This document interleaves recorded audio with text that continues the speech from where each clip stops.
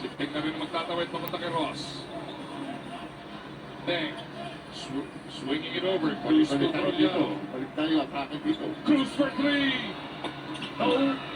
Heruela with a board. Paustana in a foot race. Oh, that's a foul.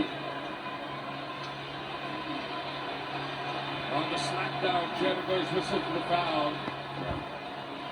He's motioning to his bench na i-challenge na. At ini-foul din first Santos na traveling.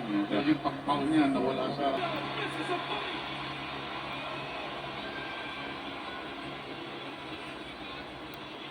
Trollano. Merong foul na nasa ng out. June Marinside. Yun nga yung sinasabi ni Miss Apple. Kailangan na balikan nila ang kanilang panabigasan. Bakit pag sa English milking it, pag sa Tagalog palabigasan? Ano ba sa Tagalog yung